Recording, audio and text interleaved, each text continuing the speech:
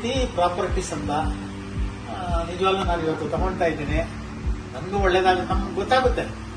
ಒಂದು ಆಫೀಸ್ಗೆ ಹೋದ್ರೆ ಅಲ್ಲಿನ ವಾತಾವರಣ ಏನು, ಒಂದು ಒಳ್ಳೆ ದೇವಸ್ಥಾನಕ್ಕೆ ಬಂದಂಗಾಯ್ತು. ಒಳಗಡೆ ಬಂದಂಗ ದೇವಸ್ಥಾನಕ್ಕೆ ಬಂದಂಗಾಯ್ತು, ಆಫೀಸ್ಗೆ ಬಂದಂಗಲ್ಲ ದೇವಸ್ಥಾನಕ್ಕೆ ಬಂದಂಗಾಯ್ತು ನಿಜವಾಗ್ಲೂ. ಆಮೇಲೆ ಇನ್ನೊಂದು ಒಳಗಡೆ ಒಂದು ಹೊರಗಡೆ ಒಂದು ನಾವು ಮಾತಾಡಲ್ಲ, ನಾವು ಕಲಾವಿದರು.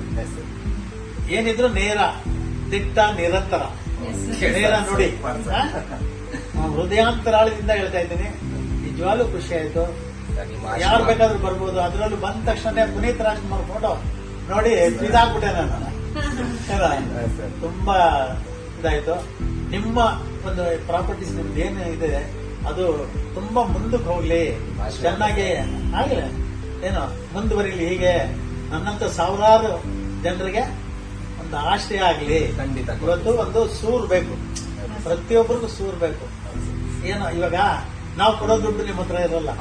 ಇದನ್ನ ನನ್ನ ಮಕ್ಕಳು ಮೊಮ್ಮಕ್ಕಳು ಎಲ್ಲ ನೆನಪಡ್ತಾರೆ. ಆಯ್ತು, ಒಳ್ಳೇದಾಗ್ಲಿ. ಇದೇ ತರ ನೀವು ನಮ್ಮಂತ ಬಡವರಿಗೆ ಸಾವಿರಾರು ಜನ ಕಸ್ಟಮರ್ ಕೊಡಿ ಸರ್. ಫೈನಲ್ ಆಗಿ ಹೇಳ್ಬೇಕು ಅಂದ್ರೆ ಸರ್, ನೀವು ಸೈಟ್ ತಗೊಂಡು ನಮ್ಗೆ ತುಂಬಾ ಖುಷಿ ಆಗ್ತದೆ ಸರ್. ನಮ್ಮ ಕಂಪ್ನಿ ಕಡೆಯಿಂದ ಸರ್ ನಿಮ್ಮ ಆಶೀರ್ವಾದ ನಮ್ಮ ಎಂಪ್ಲಾಯ್ಸ್ ಮೇಲೆ, ನಮ್ಮ ಕಂಪ್ನಿ ಮೇಲೆ ಇರಲಿ ಸರ್. ಸದಾ ಇರುತ್ತೆ. ನೀವು ಯಾವುದೇ ಕಾರಣಕ್ಕೆ ಏನಾದ್ರೂ ಪ್ರೋಗ್ರಾಮ್ ಇದ್ರೆ ಕರೀರಿ, ಖಂಡಿತ. ನಾನು ಪ್ರೀತಿಯಿಂದ ಬಂದು ನಿಮ್ ಜೊತೆ ಸೇರ್ಕೊಳ್ತೀನಿ. ಶುಭವಾಗಲಿ. ಶುಭವಾಗಲಿ. Thank you sir. ಶುಭವಾಗಲಿ. Thank you. Thank you. Thank you ಮಾ.